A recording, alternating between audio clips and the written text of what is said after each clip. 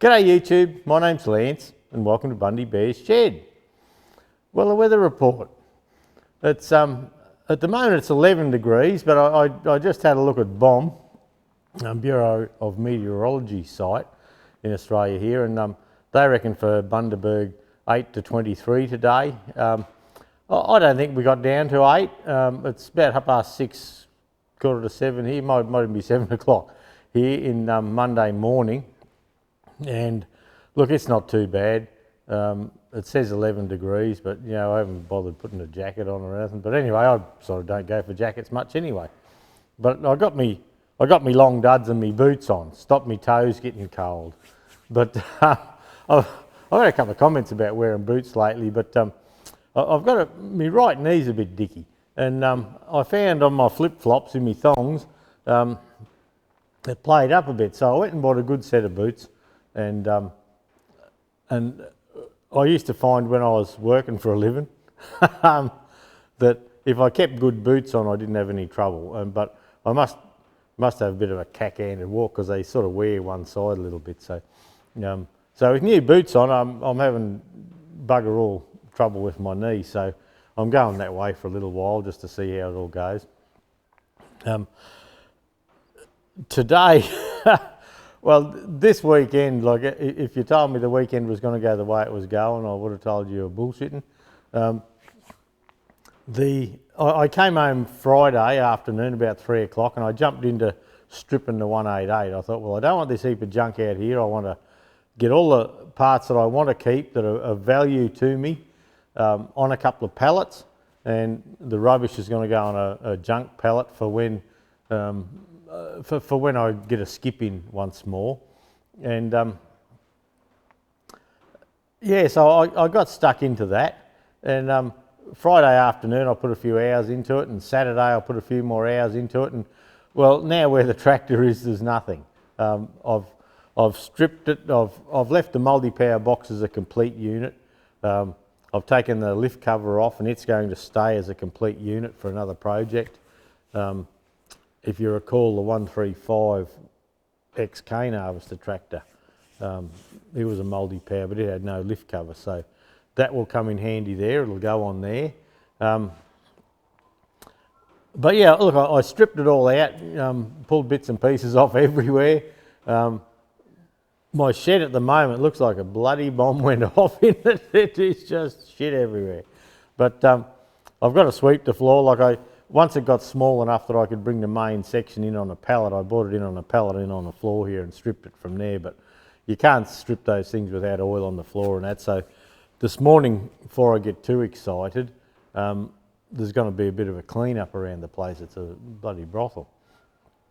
And I've done a few tests and tunes on a few bits and pieces, and that extension housing from the 188 to make the 135 multi-power wheelbase about 6 inches or so longer, that's going to work. All the shafts fit. I've had a fiddle there, and that's something I'm going to do. And look, that'll probably get done today, perhaps. But once I got the crown wheel out, I was going to work on the Johnny, you know, do the lift cover and all that. I've been waiting to film that, but I'm waiting on parts for the Johnny, and I got a PDO brake band for the John Deere the other day, and locally at John Deere it was $396 and some cents plus GST plus freight. So just the PDO brake band, like I can remember them being 170. I can remember them being about 70 or 80 bucks. Then I can remember them thinking they were dear at 170 bucks, but now I think they're bloody dear. And so yeah, look, it worked out, $540, something like that. And anyway, I got onto a company we deal with. We deal with quality tractor parts in Ireland, and we fly our parts in every week from them. The bits that we can't supply. If Sparex can't do them, then Bearco can't do them.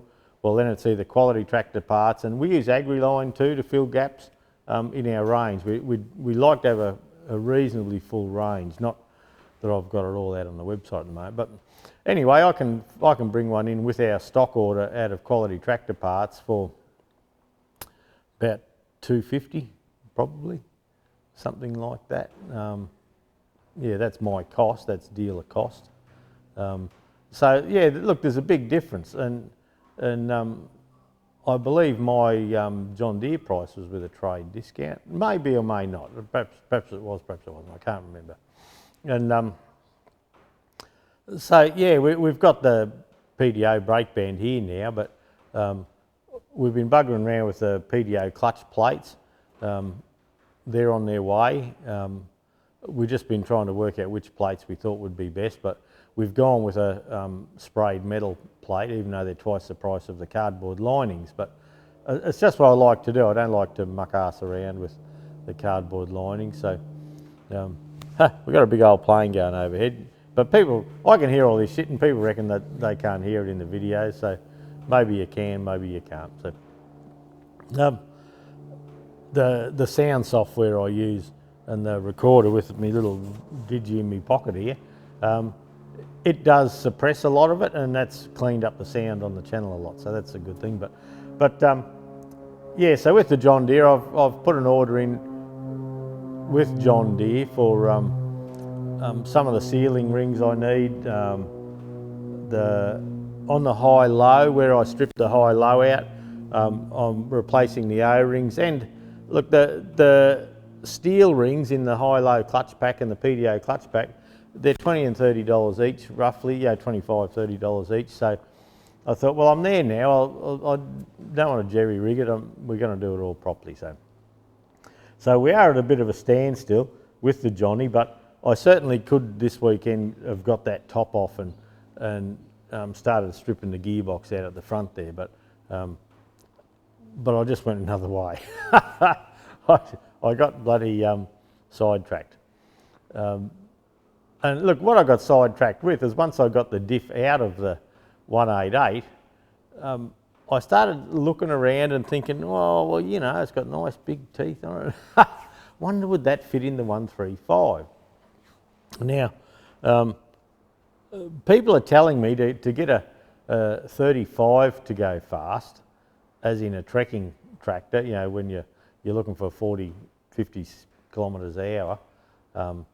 And look, you don't go trekking at that, you go as fast as the slowest person in the group. So most of the day you're on 25 k's an hour, 20, 25, in there somewhere, just poking along with your mates.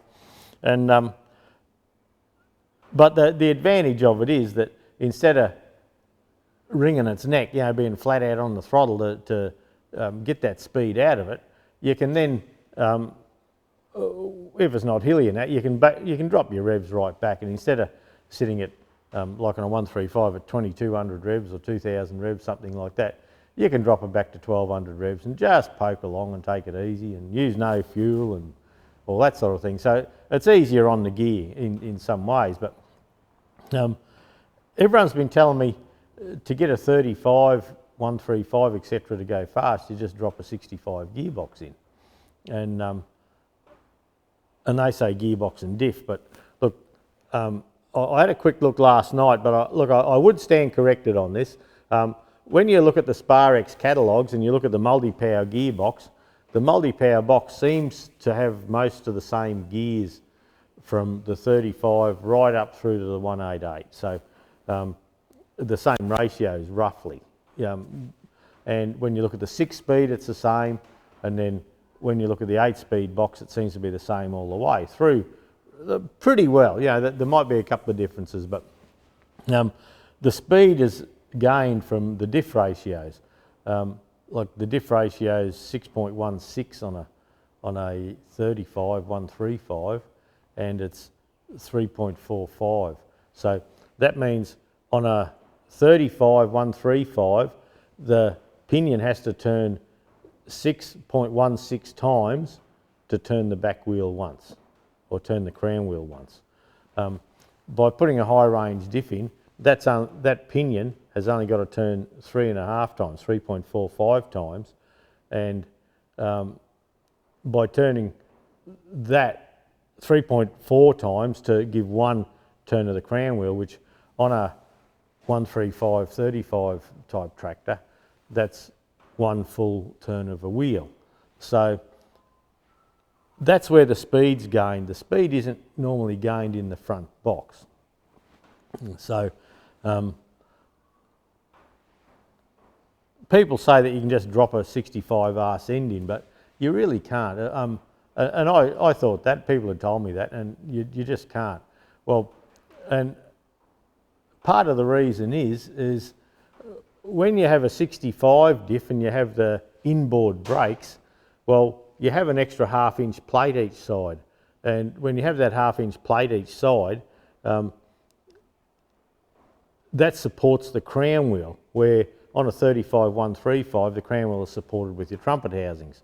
So if you rigged something like that up, your axles wouldn't touch in the middle, and you need to have your axles touching in the middle for your axle end float. Hang on a second, the battery's light's flashing, so I'll go and change that out. So there you go, I just changed the battery in the camera.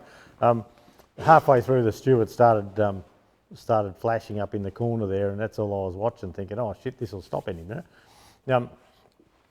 So with the diffs on the Fergies, I unriveted the 188 crown wheel, which I've got a little bit of footage of how I did that yesterday, and I put that crown wheel on the 135 crown wheel carrier.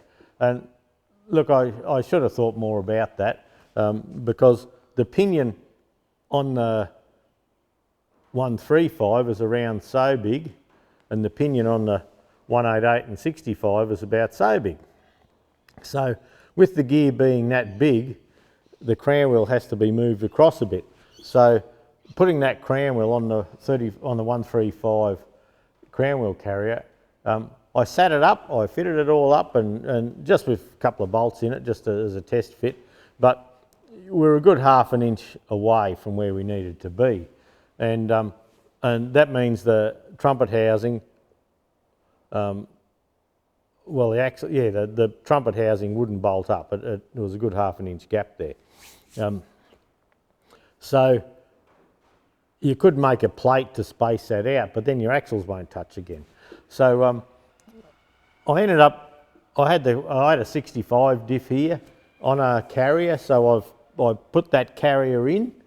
I put the 65 pinion in and put the 65 crown wheel in, and I put the side plate, the brake side plate, off the 188 on the tractor, and because the tractors with a like the 65 and 188, they all have dry brakes or wet brakes, so they have this plate that supports the crown wheel carrier. So I thought, well, I'll bolt that on and just see if we're on the right track there. So I sat that on, perfect. You couldn't wish for better. So what the deal is now is that the side plate, or the left-hand side of the crown wheel carrier, has a cup in it on a 65 or 188, where it has a cone on it on a 35-135. So what we need to do to get that axle and that crown wheel carrier to fit is we need to change from a cup to a cone, so we need to swap the bearings around. So I'll make something for that, and probably part of today's stew, maybe the second half of the stew, see how we go. We got to measure up the old plate. So once we know that side plate works, that gives us an ideal platform to measure away and make an adapter for the bearing in the housing. So another thing that's different, and this the 65 and 35 without a diff lock might go straight in. Look, maybe. The internal side gears on the 65 and 35 have a different spline to the 135 188, but the 135 188 are the same. But there's no problem with popping the 135 side gears in the carrier of the 188 carrier. The diff lock is different. Now the 65 has a different number of teeth on the dog where the diff lock goes in, to the 135, but that's only a bolt-on end plate that holds the big bearing on the right. So that can be adapted so we can use the 135 diff lock. So everyone reckons you just chuck them in. I'm bloody sure they haven't done it, but they may have done it. And look, I can't talk on this because I haven't done it. The early 35s with the early 65s, I don't know if the early 65 had diff lock or not. Perhaps if it was a non-diff lock model, look, yeah, it may be a lot better to do, but I'm still not sure about this setup with the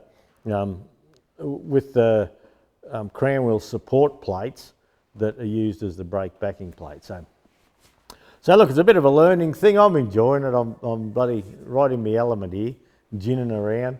So no TE20 work this week and no Johnny work, but I'm in Massey Ferguson mode at the moment. And look, I'm really learning stuff and I'm enjoying doing it.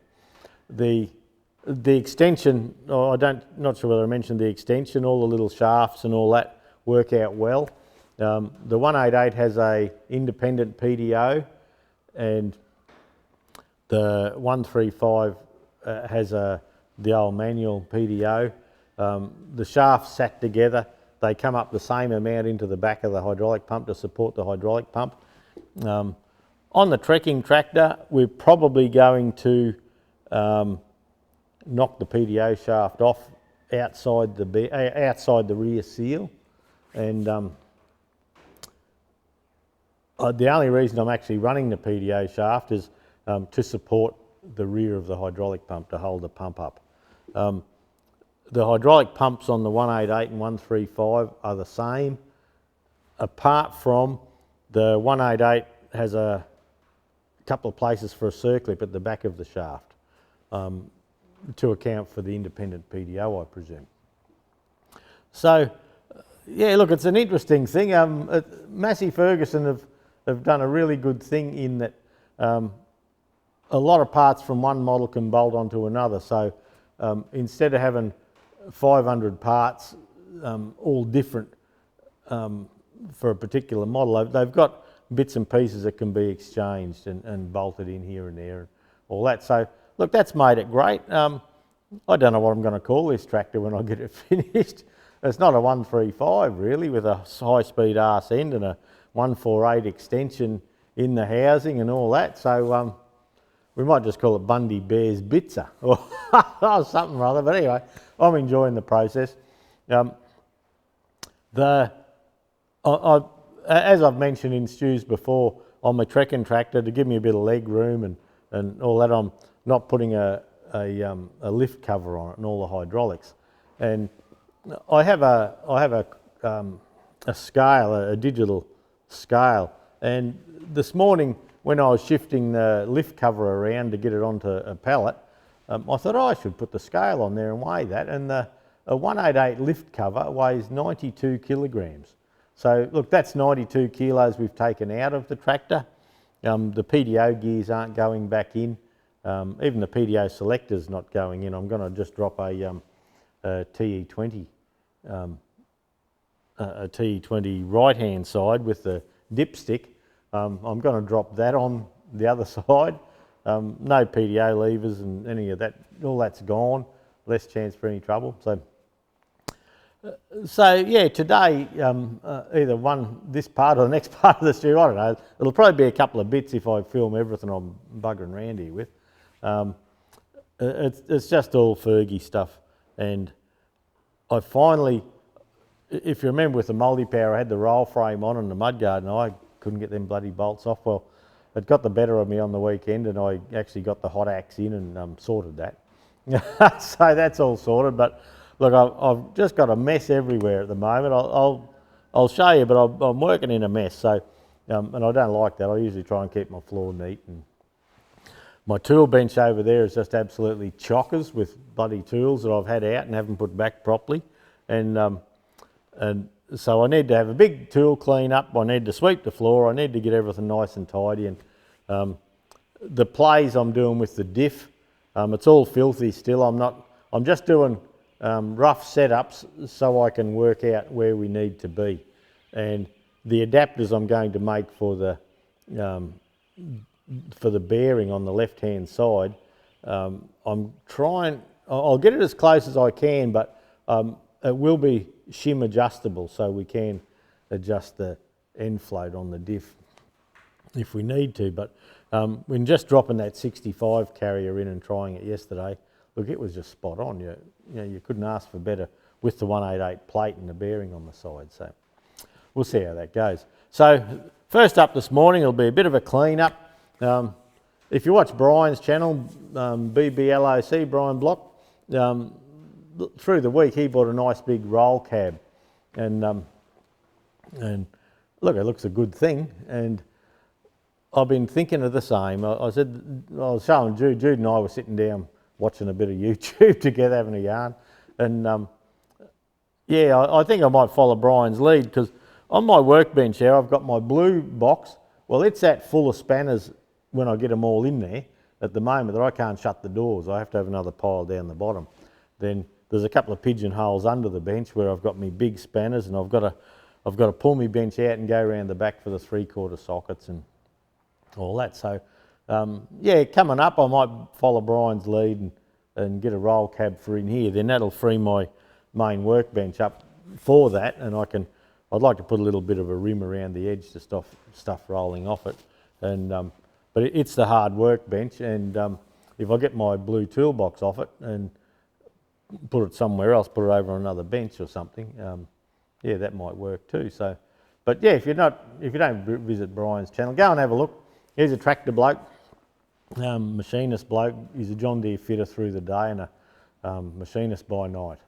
Sort of like Superman, Batman, yeah. And yeah, has a day job. So I suppose we all got to have a day job. How would we fund our hobby pursuits? So anyway, okay, look, that's it. Thanks for dropping by. Have a good week, everyone. We'll have the usual walkabout at the end, but have a good week, and we'll catch you next week.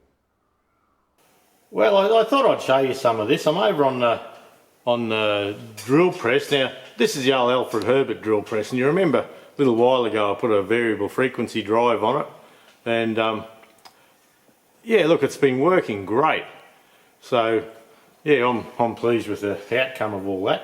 But this is the crown wheel out of the multi-power 135, and this is the tractor I'm doing up for trekking, and I'm having a bit of a fiddle with gear ratios and things like that, just to get a bit more road speed.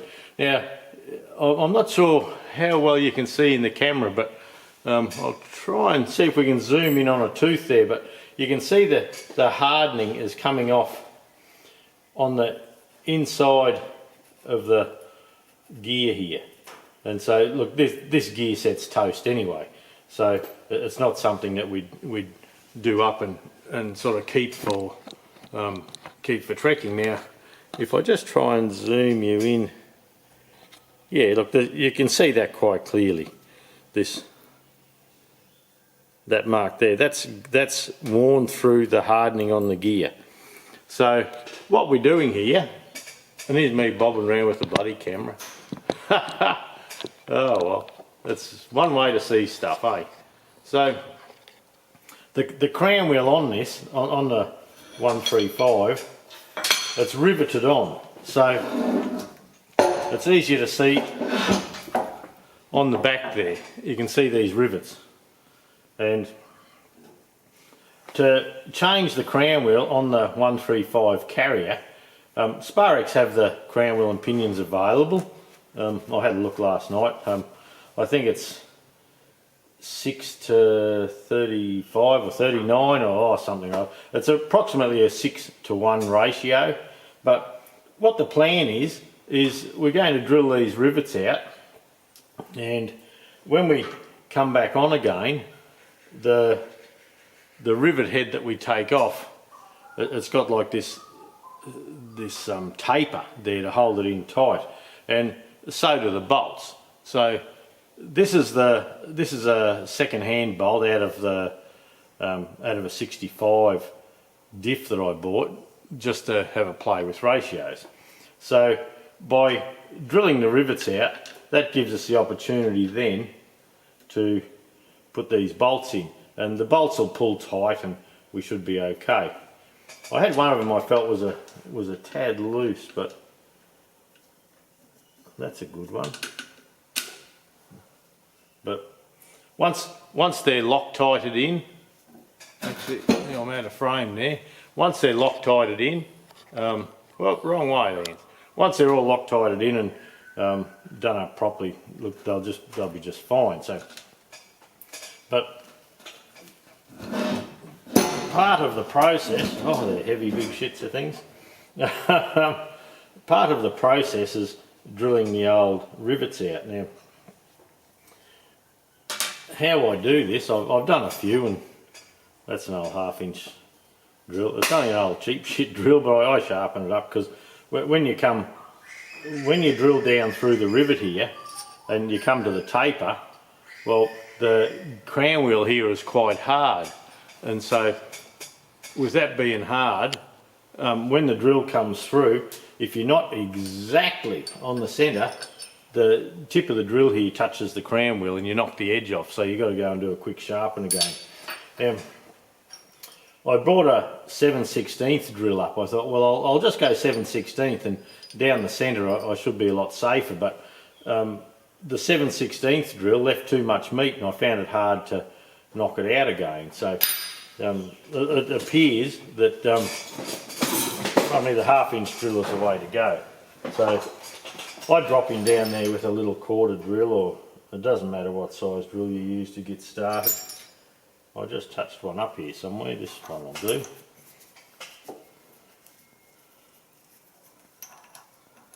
This chuck's got a little bit of run out in it, and I do have another spindle up in me machine shop there to put in here, but as with all the jobs around here, it's just got to have its wait for its turn.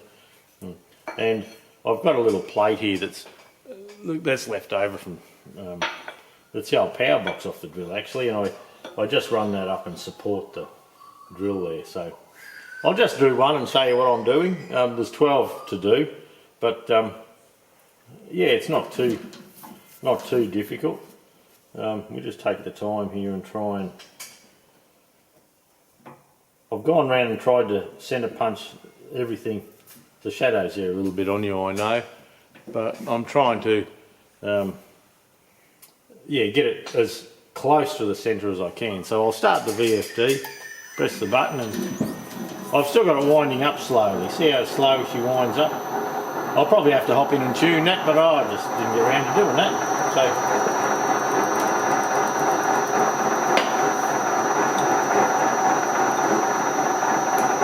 you can see the drill wanders off there a bit, so I'm not quite under it properly.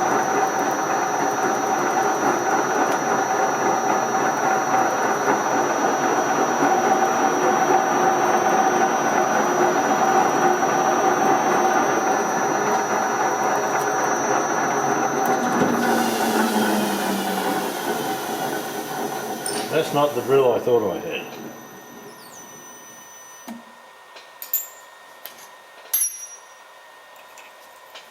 Too much junk on the desk, that's the trouble. But yeah, I do enjoy using this old drill. I can't remember which drill's which, I'll have to sort them out and get them out of the way. That's the one.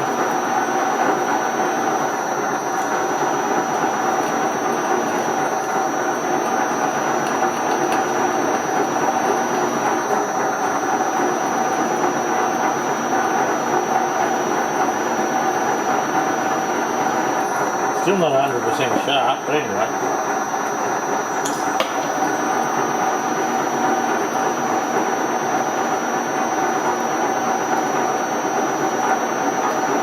And by drilling down the centre, I drill this little hole quite a long way down.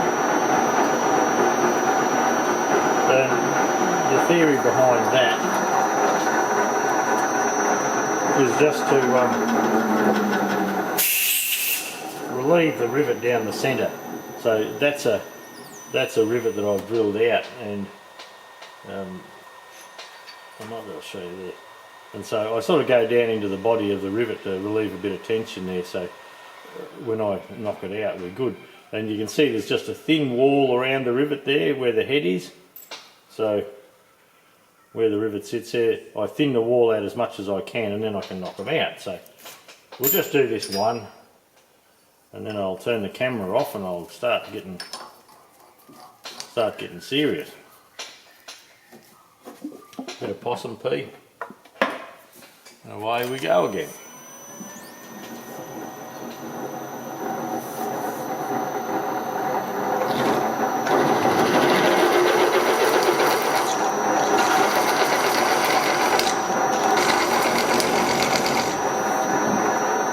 You can feel there I just went into the... I was just touching the crown wheel.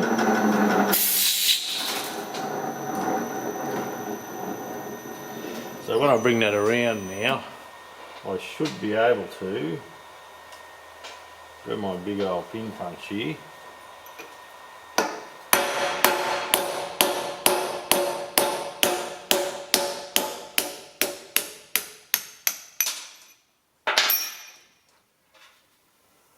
So that's the rivet, and you can see this side where I was just off centre of 15th. And so the drill will need a touch up once more. It only takes that little bit to knock the edge off. And there's the top of the rivet. So I relieved the rivet enough, and you can actually see on this one, and perhaps you find that interesting,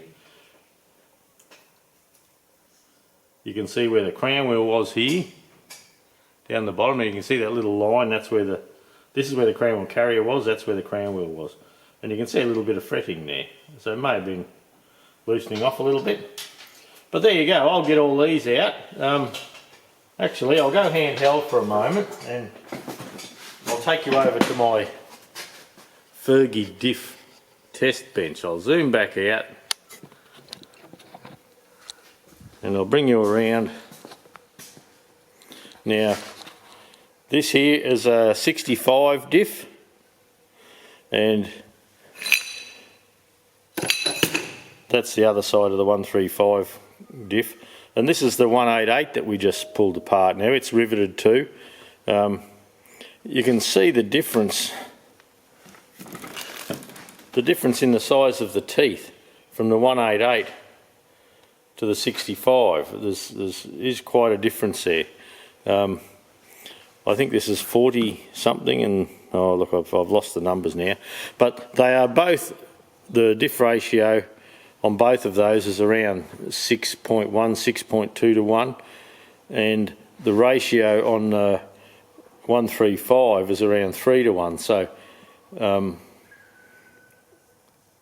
yeah, this will speed the tractor up, because on these sorts here, the tranny spins faster, and on the outside you actually go through a planetary, and so the crown wheel and pinion run faster, less load, run faster, and then the reduction is done at the planetary. So look, I'm going to pop one of these crown wheels onto the 35, on the 135, and it's never going to farm again. It's just going to be a toy. So the main thing is I just want to see how it all works, see if it all works, see if I can get it to line up in the housing, see if I can get the backlash correct and all that. It's just an exercise, and yeah, hopefully it all works out. Well, this is where the 188 was, and that's all that's left. The front end's leaning over against the tree. They're all in one piece. It had a really nice heavy duty drawbar on it, so that's sitting up on the ramp. I'll tidy that up and probably sell that. But yeah, I'll have to clean all this up. That'll be today before I go to work tomorrow. I have the pallet there. Oh, it's in the shade a bit. But I have the pallet there with all the junk on it. Most of that's rubbish. I put the forklift tyres on there before. I have a pallet of... I'll try and get out of the frame, but I have a pallet of the final drives. Now, an interesting thing is that the diff locks melted away. Bloody thing. Fancy that. And the diff lock collar wasn't in there. So the final drives, they're all sitting up on a pallet there. They'll be for sale if anyone wants them. They won't be anything I'll be using. Then this next pallet that I've got to get inside today, that's the multi-power gearbox. That's the 188 lift cover and the 188 diff housing, the empty diff housing. And then when we come up over here, well, that's the 248 engine. I have to get that on a pallet, and I notice it's got a clutch bolt missing, but and there was a broken pin, this pin here. There was a broken clutch pin in the bell housing, so someone's done a clutch job and not cleaned it out, but there's nothing missing there. And that clutch looks pretty new. It's still got a part number sitting on it down the bottom. But as we swing around, here's my working dog, Kelly.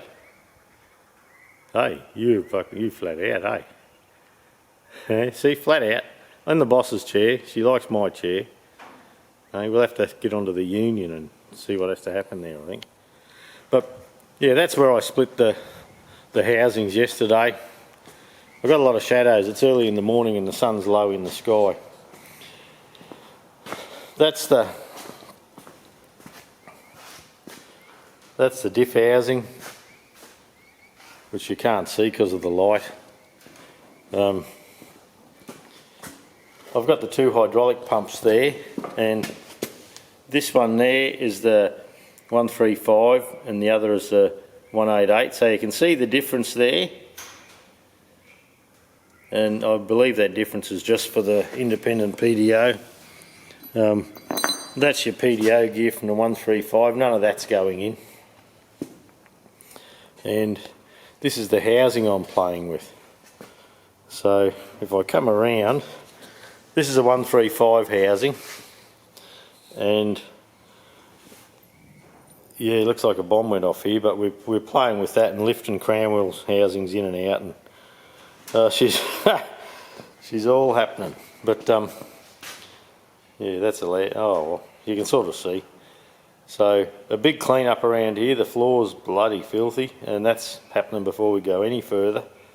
And when we come up over here, I had to press the bearings off yesterday,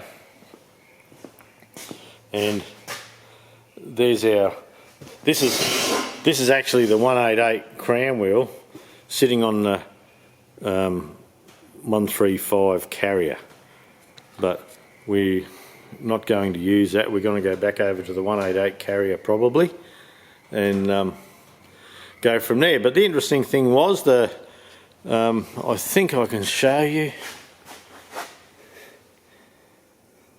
the hardening was just starting to come off in places on the 135 crown wheel. So the crown wheel and pinion in the 135 was buggered, yet the side gears in the 188 have got the hardening coming off them. So we're going to mix and match. Then when we come back around to me dirty bench, look at all the junk there, that's this morning's episode 2. And we should be able to see there's a bit of a tooth missing there. Yeah, you can see down in here, you can see the hardening's coming off. So that tells you that the bearings are crooked. And the crown wheel bearings, I might be able to show you them. Yep, I can.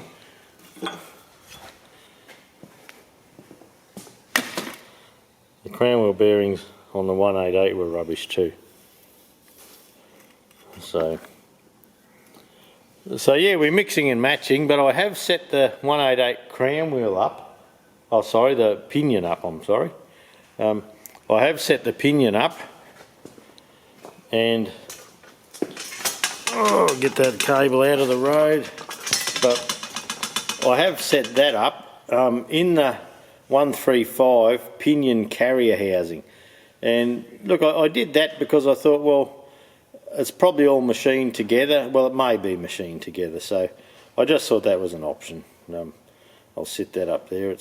But yeah, all the bearings are good on that, and yeah, it's just sitting up there out of the way at the moment. But like, everything needs a big clean up and a proper service up. But yeah, I'll give you an update a bit later in the day.